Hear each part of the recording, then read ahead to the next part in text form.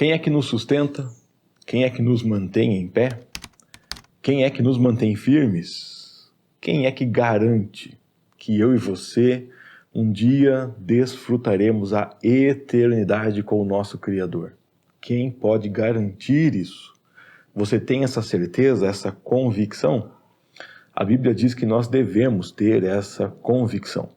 E a convicção da salvação, a certeza da salvação, e a certeza não apenas de que fomos salvos, mas de que caminharemos firmes com Deus, não está baseada na nossa força, na nossa qualidade, nas nossas boas ações.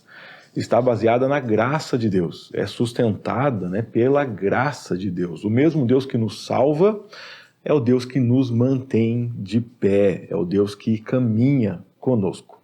O apóstolo Paulo disse na carta aos Romanos, e nós lemos na nossa leitura de ontem, que todo aquele que invocar o nome do Senhor será salvo. E nós vemos na leitura de hoje que a salvação vem justamente por essa declaração, por essa consciência de que Jesus Cristo é o Senhor. Mas ele apresenta alguns problemas hoje. Como é que as pessoas poderão invocar se não creem nele? E como crerão se jamais ouviram a seu respeito? E como ouvirão se ninguém falar? E como alguém vai falar se não foram enviados? Então ele fala que a Escritura está correta quando diz que aquelas pessoas que proclamam o Evangelho, elas fazem um belo trabalho, A Bíblia fala isso, falando, olha, que os pés daqueles que correm para contar o Evangelho são bonitos, são formosos. Porque quando nós vemos a notícia de que alguém está chegando para proclamar o Evangelho, isso é uma coisa boa, é necessário, porque nós precisamos ouvir o Evangelho para crer. E daí ele faz uma pergunta, será que o povo de Israel entendeu isso? Ele diz sim, o povo de Israel entendeu isso já no tempo de Moisés. Mas por que então Jesus teve resistência, perseguiram Jesus, perseguiram Paulo? Por que esse povo de Israel não se rendeu a Cristo? Então ele diz que a Bíblia já havia anunciado isso, que não eram todos que se converteriam. Aqueles que foram escolhidos por Deus, aqueles que foram escolhidos pela graça de Deus, esses criam. E ele exemplifica isso lembrando daquela situação do profeta Elias. O profeta Elias fala, não sobrou ninguém, cadê? Estou sozinho aqui.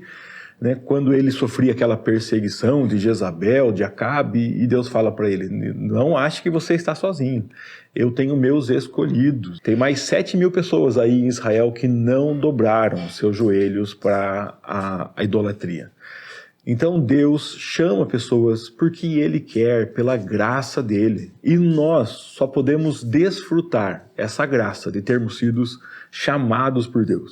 O apóstolo Paulo volta de novo a dar ênfase de que essa salvação não pode ser pelas obras, porque se ela for pelas obras, ela vai invalidar a graça de Deus.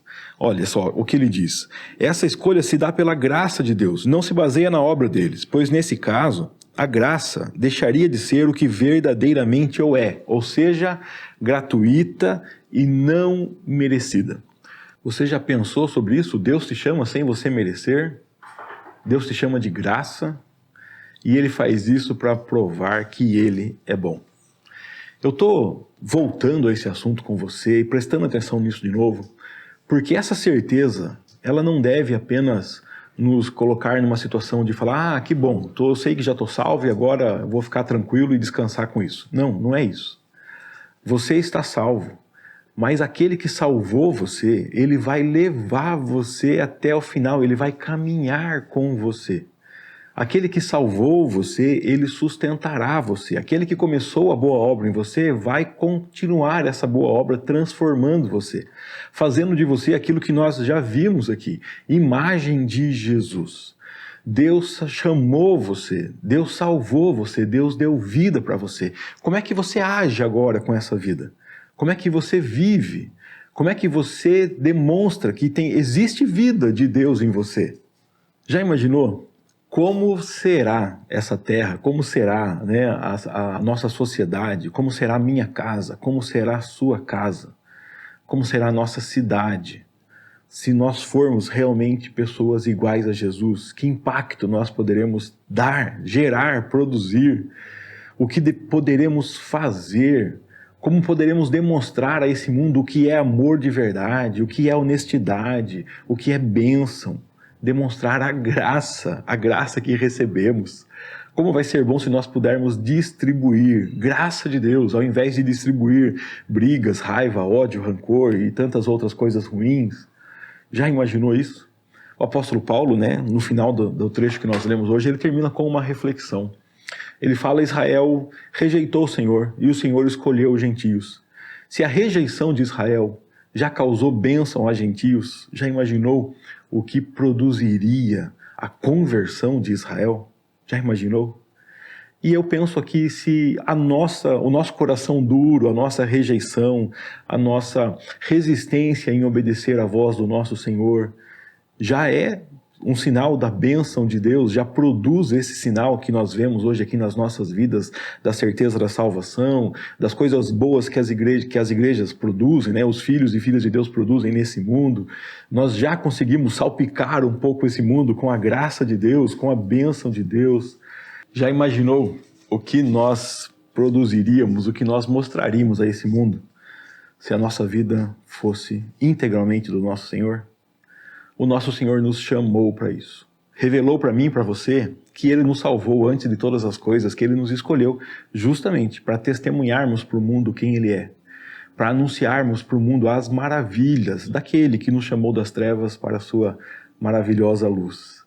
Que Deus nos ajude a olharmos para essa graça que nos salva e a vivermos e distribuirmos essa graça salvadora e transformadora para onde o Senhor nos levar.